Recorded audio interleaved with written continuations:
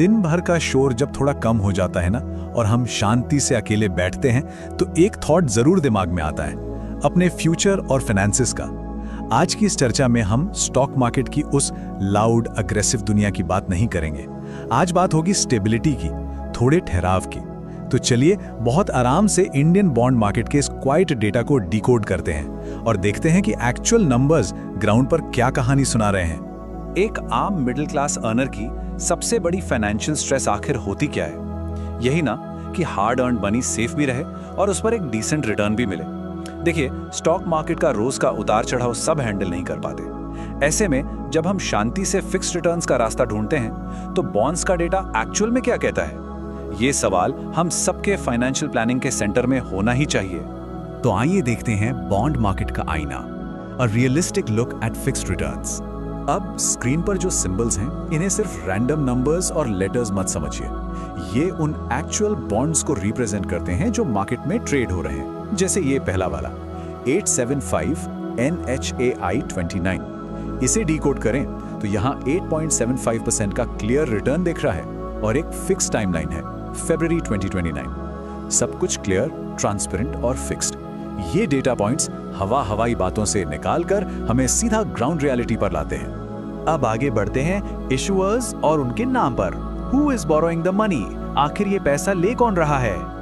NHAI, IRFC, PFC, NTPC, ये नाम सुने हुए लग रहे हैं ना? ध्यान दिया जाए तो पता चलता है कि हमारी जो छोटी छोटी सेविंग्स होती हैं, वही एक्चुअली देश के नेशनल इंफ्रास्ट्रक्चर को फंड कर रही हैं। हमारी बचत से हाईवेज बन रहे हैं, रेलवेज फाइनेंस हो रही हैं, साथ ही L&T और IIFL जैसे मेजर फाइनेंशियल इंस्टीट्यूशंस भी यहीं से पैसा उठाते हैं। तो बेसिकली ये एक म्यूचुअल रिलेशनशिप है, देश की ग्रोथ और आम इंसान की सेविंग्स के बीच। चलिए अब बात करते हैं कूपन रेट्स और रिटर्न्स की, डिकोडिंग द पे आउट। यहाँ एक टर्म बार बार दिखाई देगा, कूपन रेट। अब टेक्स्ट बुक की भाषा को थोड़ी देर के लिए साइड में रख देते हैं। इसे ऐसे समझते हैं जैसे दोस्तों के बीच चाय पर बात होती है।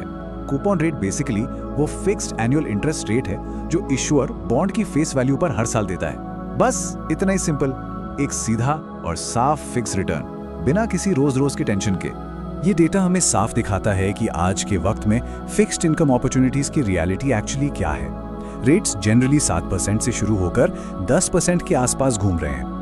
IRFC का 7.64% देखें तो एक बहुत ही स्टेबल और गवर्नमेंट बैक्ड फील आती है।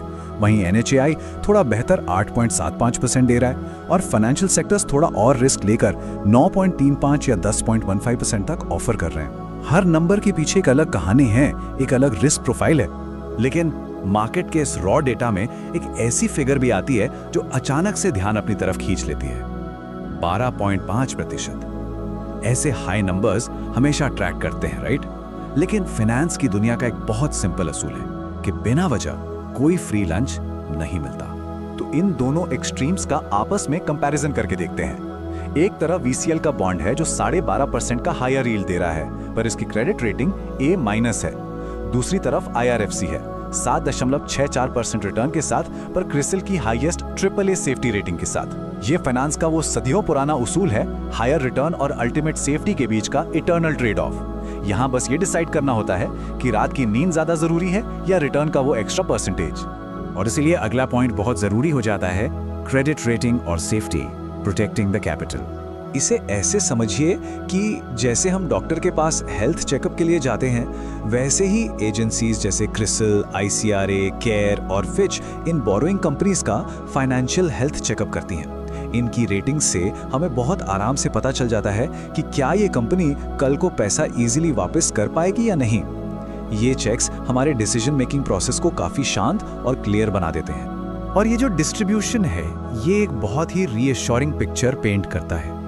ध्यान से देखें तो इस मार्केट स्नैपशॉट का सबसे बड़ा हिस्सा AA से लेकर AAA कैटेगरी में कंफर्टेबली बैठा है।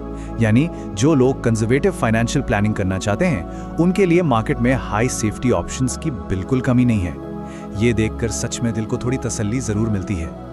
अब आते हैं इसके आखिरी और सबसे इंटरेस्टिंग हिस्से पर, मैच्योरिटी का timeline, planning for life milestones.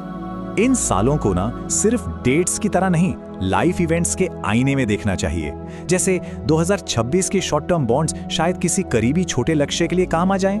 2029 का मैच्योरिटी डेट शायद तब अलाइन हो जब बच्चे हायर एजुकेशन के लिए कॉलेज जाएंगे। 2035 का IRFC बॉन्ड एक पीसफुल रिटायरमेंट प्लानिंग का हिस्सा हो सकता है। और 2047 वो तो जेनरेशनल वेल्थ और लॉन्ग टर्म फैमिली सिक्योरिटी की बात करता है। ये मैच्योरिटी होराइजन्स एक्चुअली हमारी जिंदगी के माइलस्टोन्स ही हैं। तो जब आराम से शांत माहौल में अपने फाइनेंशियल फ्यूचर के बारे में सोचा जाए तो एक बार इस बात पर जरूर गौर कीजिएगा।